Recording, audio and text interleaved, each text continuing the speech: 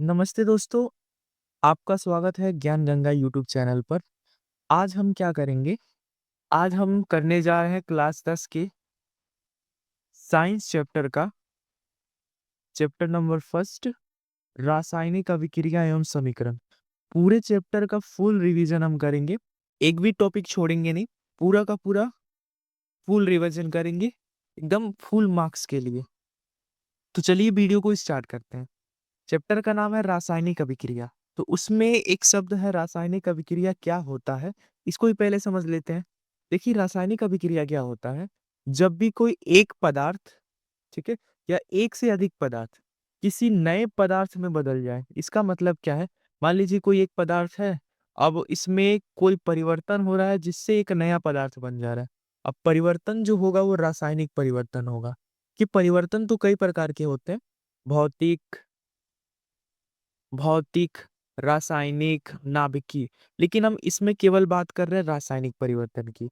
इसकी परिभाषा क्या है, जब कोई एक पदार्थ या एक से अधिक पदार्थ आपस में मिल करके एक नया पदार्थ बना ले, तो इस प्रकार की अभिक्रिया को हम क्या कहते हैं, रासायनिक अभिक्रिया। तो इसमें ये जो शब्द है नया पदार्थ, इस पे गौर कीजिएगा कि रासायनिक अभिक्रिया में दो या दो से अधिक पदार्थों के मिलने से एक नया पदार्थ बनता है।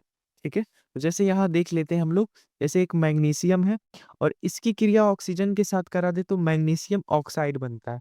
तो यहाँ मैग्नीशियम एक अलग पदार्थ है, ऑक्सीजन एक अलग पदार्थ है और मैग्नीशियम ऑक्साइड एक अलग पदार्थ है। तो दो अलग पदार्थों से एक नया पदार्थ बना, तो इसीलिए हम इसको क्या कह सकते हैं, इसको हम कह सकते हैं रासायनिक अभिक्रिया। ठीक है, तो रासायनिक अभिक्रिया में क्या होता है, एक नया पदार्थ का निर्माण होता है। तो इसको ध्यान रखिएगा। जैसे यहाँ मैं लिख भी दिया हूँ और फिर यहाँ पे ध्यान रखिएगा, जैसे ही हम मैग्नीशियम को जलाते हैं तो एक सफेद रंग का राख बनता है, और सफेद रंग का राख क्या होता है, मैग्नीशियम ऑक्साइड। ठीक है, एग्जाम में ये यहाँ से भी प्रश्न आता है कि मैग्नीशियम को ऑक्सीजन के साथ अभिक्रिया कराते हैं तो क्या होता है, तो मैग्नीशियम ऑक्साइड बनता है, उसका रंग कैसा होता है, सफेद रंग का होता है। ठीक है, तो आगे चलते हैं। आगे हम समझ लेते हैं कि रासायनिक समीकरण क्या होता है। रासायनिक समीकरण का मतलब होता है कि अगर हम कोई रासायनिक अभिक्रिया लिख रहे हैं, जैसे कि यहाँ लिखे हमने जिंक, अ, हाइड्रोक्लोरिक अम्ल, जिंक क्लोराइड, हाइड्रोजन। तो ये क्या है, ये किसी रासायनिक अभिक्रिया का एक संक्षिप्त रूप है। जैसे हम कोई भी रासायनिक अभिक्रिया लिखते हैं या रासायनिक अभिक्रिया को देखते हैं, तो उसको लिखने के लिए अगर हम भाषा का प्रयोग करेंगे तो बहुत लंबा हो जाएगा। यानी यह क्या होता है, यह उनके शॉर्ट रूप होते हैं। यानी रासायनिक अभिक्रिया का एक संक्षिप्त रूप होता है। जैसे कि रासायनिक अभिक्रिया को उनके प्रतीकों के रूप में लिख दिया जाए और छोटा करके लिख दिया जाए, तो उसी को हम रासायनिक समीकरण कहते हैं। जैसे कि यहाँ जिंक है, हाइड्रोक्लोरिक एसिड है, तो जिंक का प्रतीक Zn है, हाइड्रोक्लोरिक एसिड का प्रतीक HCl है, जिंक क्लोराइड ZnCl2 है, और फिर हाइड्रोजन का H2 है। तो ये जो है वो प्रतीक है। तो किसी रासायनिक पदार्थों को उसके प्रतीक के रूप में लिखना ही क्या कहलाता है, रासायनिक समीकरण कहलाता है। ठीक है, तो आगे समझ लेते हैं कि संतुलित और असंतुलित समीकरण क्या होता है। कि जैसे कि यहाँ पे देखिए, कोई भी अभिक्रिया जो होती है ना, तो अभिक्रिया जैसे यहाँ पे लिखा हुआ है Fe+H2O, इट गिव्स कहते हैं Fe3O3+H2। यहाँ पे देखेंगे तीर के इस साइड जो है ये, इसको हम बोलते हैं अभिकारक, अभिकारक। और तीर के इस साइड जो होता है इसको हम बोलते हैं उत्पाद। ठीक है, यानी ये प्रोडक्ट होता है और ये रिएक्टेंट होता है। तो क्या होता है, अगर किसी भी रासायनिक अभिक्रिया में अभिकारक के परमाणुओं जो है, अभिकारक में जितने तत्व हैं उनके परमाणुओं की संख्या और उत्पाद में जितने तत्व हैं उनके परमाणुओं की संख्या बराबर हो, तो वो क्या कहलाएंगे, संतुलित रासायनिक समीकरण कहलाएंगे। अगर बराबर ना हो तो असंतुलित रासायनिक समीकरण कहलाएंगे। जैसे कि यहाँ दिया गया है, देख लीजिए आप, यहाँ पे Fe ये जो एक तत्व है, इसके कितने घटक हैं, एक है, और इस साइड Fe कितना है, तीन है। तो ये किस प्रकार का समीकरण हो जाएगा, असंतुलित रासायनिक समीकरण, क्योंकि जहां इधर Fa की संख्या और इधर की Fa की संख्या में समानता नहीं है, इसीलिए ये क्या हो जाएगा, असंतुलित रासायनिक समीकरण हो जाएगा। ठीक है, लेकिन अगर यही हम इधर की बात कर लें, इस साइड की, तो यहाँ पे देखिए आपको दिखेगा कि यहाँ पे Fe3 है, क्योंकि उसके सामने 3 से मल्टीप्लाई कर दिया गया। यहाँ Fe3 है और यहाँ पे Fe कितना है, ये भी 3 है। हाइड्रोजन यहाँ पे 4, 4 और 2, 4 दूनी 8, इधर भी 4 दूनी 8। ऑक्सीजन इधर 4, यहाँ पे भी, यहाँ पे सामने 4 से मल्टीप्लाई किया तो 4। यानी इधर अभिकारकों में प्रत्येक तत्वों का परमाणु और उत्पादों में प्रत्येक तत्व का परमाणु क्या है, बराबर है। तो इसीलिए ये क्या होगा, संतुलित रासायनिक समीकरण होगा। ठीक है, आगे समझते हैं। आगे है रासायनिक अभिक्रियाओं के प्रकार। देखिए रासायनिक अभिक्रियाओं के प्रकार में सबसे पहला है संयोजन अभिक्रिया। संयोजन अभिक्रिया क्या होता है, सिंपल सी परिभाषा है, जब दो या दो से अधिक पदार्थ मिल करके एक नया पदार्थ बनाए। ध्यान रखिएगा, केवल एक नया पदार्थ बनाना चाहिए। तो इस प्रकार की अभिक्रिया को हम क्या कहते हैं, संयोजन अभिक्रिया। जैसे हम यहाँ पे देखेंगे CaO और H2O आपस में मिल करके CaOH का होल ट्वाइस बना रहा है, तो यह एक ही उत्पाद बना रहा है, लेकिन दो अभिकारक हैं। तो दो या दो से अधिक अभिकारक मिल करके एकल उत्पाद बनाते हैं, तो उसको हम कहते हैं संयोजन अभिक्रिया। ठीक है, अगला देख लेते हैं, अपघटन अभिक्रिया क्या होता है। अपघटन का मतलब होता है टूटना। जब कोई भी पदार्थ, एकल पदार्थ दो या दो से अधिक, ठीक है, पदार्थों में टूट जाता है, तो उसको हम कहते हैं अपघटन अभिक्रिया।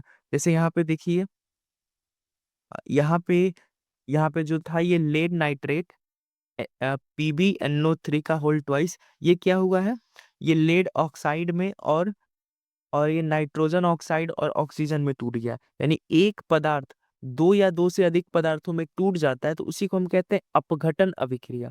ठीक है, आगे हम देख लेते हैं विस्थापन अभिक्रिया क्या होता है। विस्थापन का मतलब क्या होता है, विस्थापन का मतलब होता है कि कोई एक पदार्थ दूसरे पदार्थ को विस्थापित करके खुद उसके जगह पे चला जाए। और ये कैसे होता है, ये होता है अभिक्रियाशीलता के आधार पे। अभिक्रियाशीलता, जब आप धातु और अधातु वाले चैप्टर में जाएंगे तो वहां पढ़ेंगे कि तत्वों की अभिक्रियाशीलता होती है, जिस आधार पर कोई तत्व किसी दूसरे तत्व को उसके विलयन में से विस्थापित कर देता है। तो यहाँ पर वही चीज हुआ है। यहाँ पे जिंक क्या किया है, जिंक अधिक क्रियाशील धातु है और यहाँ कॉपर कम क्रियाशील धातु है। तो जिंक क्या करेगा, कॉपर के जगह पे चला जाएगा और कॉपर क्या हो जाएगा, जिंक के जगह पे चला जाएगा। देखिए यहाँ पे जिंक, एक सेकेंड अच्छे से दिखा देते हैं हम। यहाँ पे देखिए जिंक है, ठीक है, यहाँ जिंक है और यहाँ पे कॉपर है। तो यहाँ पे जिंक, जिंक यहाँ चला आया है और कॉपर यहाँ चला गया। तो ऐसे अभिक्रिया को हम कहते हैं विस्थापन अभिक्रिया। अगला देख लेते हैं द्विविस्थापन अभिक्रिया का मतलब क्या है। द्विविस्थापन का मतलब दोनों तरफ से विस्थापन हो, इसका अभिकारक इसके पास चला जाए और इसका इसके पास, मतलब इसके तत्वों में से ये इधर जाए, ये इधर जाए। देख लीजिए यहाँ पे सोडियम सल्फेट के साथ था, SO4 के साथ था, लेकिन यहाँ पे BaSO4 के साथ है। यहाँ पे BaCl2 के साथ था, लेकिन यहाँ NaCl के साथ है। तो ऐसे अभिक्रिया को हम क्या कहते हैं, द्विविस्थापन अभिक्रिया कहते हैं। फिर है ऑक्सीकरण एवं अपचयन अभिक्रिया। ऑक्सीकरण एवं अपचयन अभिक्रिया क्या होती है। ऑक्सीकरण का मतलब होता है जब ऑक्सीजन बढ़े और हाइड्रोजन घटे। यानी किसी अभिक्रिया में अगर अभिकारक से हम उत्पाद जा रहे हैं, तो ऑक्सीजन की क्या हो जाए, बढ़ोतरी हो जाए, और हाइड्रोजन की क्या हो जाए, कमी हो जाए, तो उसको हम क्या कहते हैं, ऑक्सीकरण।